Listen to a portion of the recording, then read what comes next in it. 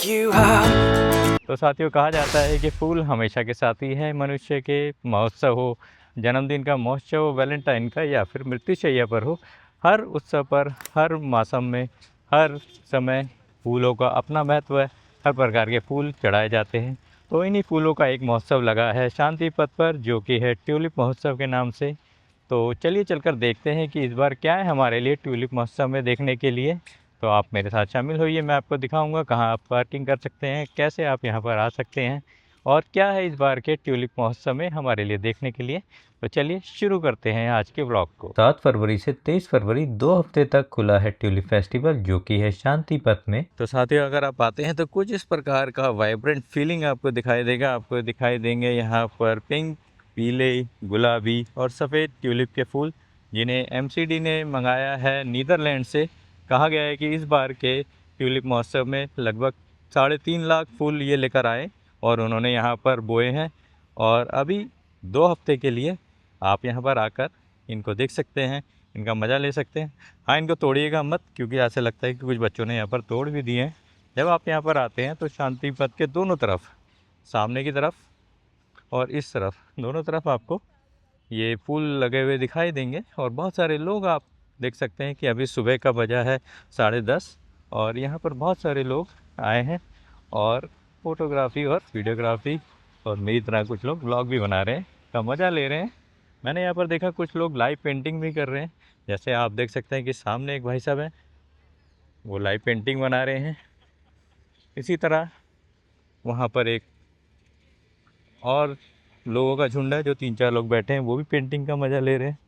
तो इसी तरह सभी लोग आए हैं यहाँ पर, वाइब्रेंट एंजॉय कर रहे हैं। बात करते हैं कि यहाँ पर आते हैं तो पार्किंग कहाँ लगानी है। पार्किंग आप सड़क के दोनों तरफ लगा सकते हैं। जैसे कि सड़क के आप उस तरफ देख रहे हैं, सर्विस लेन में ही आप पार्क करेंगे। एम्बेसी एरिया है तो एम्बेसी एरिया के आसपास नहीं, थोड़ा दूर आप पार्क करिएगा सड़क के इस तरफ। और हमने अपनी गाड़ी लगाई थी सड़क के दूसरी तरफ उधर, तो आप वहाँ देख सकते हैं। वहाँ पर आप आएंगे तो अपनी गाड़ी पार्क कर सकते हैं। थोड़ी दुविधा होगी, थोड़ी असुविधा होगी, क्योंकि अभी तो भीड़ कम है, इसलिए पार्किंग आराम से मिल गई।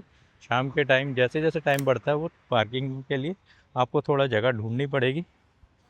तो दोस्तों, अगर आप यहाँ पर आते हैं तो यहाँ आने के लिए आपकी जो टाइमिंग है अभी इन 2 हफ्तों के लिए, वो है सुबह 10 बजे से शाम के 6 बजे तक। अगर आप यहाँ पर आते हैं तो सुबह 10 बजे से 6 बजे तक आप आराम से घूम पाएंगे। और उसके अलावा यहाँ पर आएंगे तो किसी भी प्रकार की कोई भी एंट्री फीस नहीं है, यहाँ पर आना एकदम फ्री है। तो दोस्तों, अगर आप यहाँ आते हैं तो यहाँ आने के लिए आपका जो नियरेस्ट बस स्टॉप रहेगा वो रहेगा शांति पथ का बस स्टॉप, जो कि यहाँ से मात्र 1 किलोमीटर दूरी पर ही है।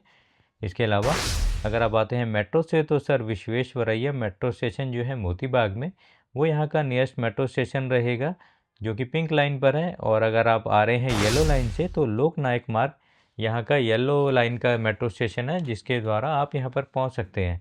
एम्बेसी ऑफ रिपब्लिक के सामने शांति पथ ये आपको यहाँ पर दिखाई देगा। अगर आप यहाँ पर आते हैं तो इस शांति पथ के अलावा आप विज़िट कर सकते हैं मंडी हाउस, ताल कटोरा घूम सकते हैं। आप यहाँ पर नेहरू पार्क भी जा सकते हैं, और इसके अलावा अमृत उद्यान यानी लोधी गार्डन भी आप यहाँ पर घूम सकते हैं, जो कि आजकल अभी ओपन हो रखा है इस बसंत के मौसम में। तो साथियों, दिल्ली में लगने वाला ट्यूलिप फेस्टिवल ये इसका तीसरा साल है। 2023 में इसकी शुरुआत हुई थी। कहा जाता है कि इसका इंस्पिरेशन लिया गया है कश्मीर में जो हमारा ट्यूलिप फेस्टिवल लगता है, जो कि होता है 29 मार्च से 3 अप्रैल तक। वहाँ से ये इंस्पायर किया गया है और इंडिया में दिल्ली में शुरू किया गया है। इसके अलावा अगर हम बात करें तो नीदरलैंड में भी मार्च 20 से 11 मई तक ये फेस्टिवल मनाया जाता है।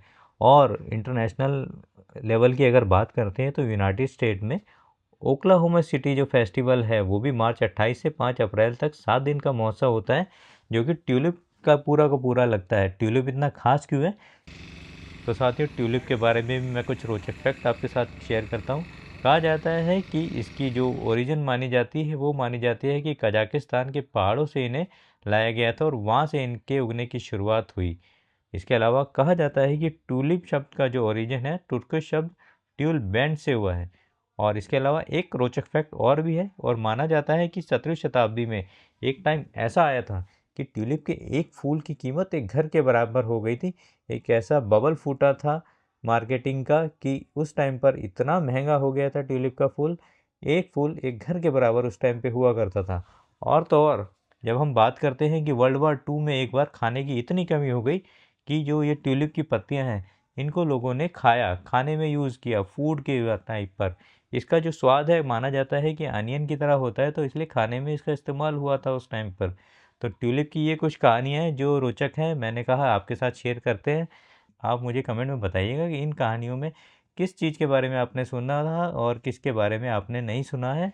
चित्रकारों के अलावा यहाँ पर फोटोग्राफी भी देख रहा हूँ मैं लोग कर रहे हैं, बड़े बड़े लेंस लेकर आए हैं। और इसके अलावा जब देखता हूँ तो ये टैंकर के थ्रू यहाँ पर सिंचाई की जा रही है, जिनसे फूलों को यहाँ पर जिंदा रखा जाता है। तो दोस्तों थोड़ी देर आप भी म्यूज़िक के साथ मज़ा लीजिए, इन पलों का एंजॉय करिए, इन लम्हों को। थोड़ी देर के लिए मैं हो जाता हूँ चुप।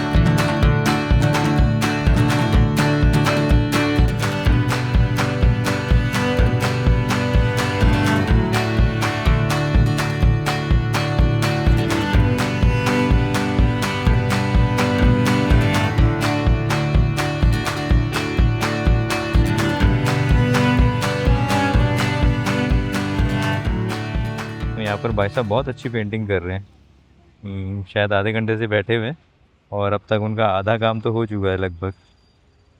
बहुत ही अच्छा ट्रेल का व्यू है यहाँ पर, आप देखें सामने सेम टू सेम कैनवास पे उतार दिया जैसे। और यहाँ पर मैडम भी हैं जो सेम ऐसे ही चित्रकारी कर रही हैं और उन्होंने वाटर कलर से ये सारा पेंट किया।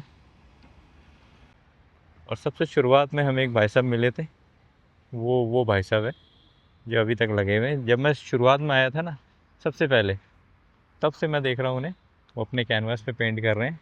तो एक बार चल के देखते हैं अभी तक उन्होंने कितना बना लिया। तो सर की पेंटिंग लगभग ख़त्म ही हो गई है। हाँ लगभग खत्म ही। सर आप कम से कम, मेरे ख्याल से देखा था मैं 10 बजे से आप यहाँ पर थे ना। हाँ राइट। बहुत अच्छा बनाया उन्होंने। Thank you so much.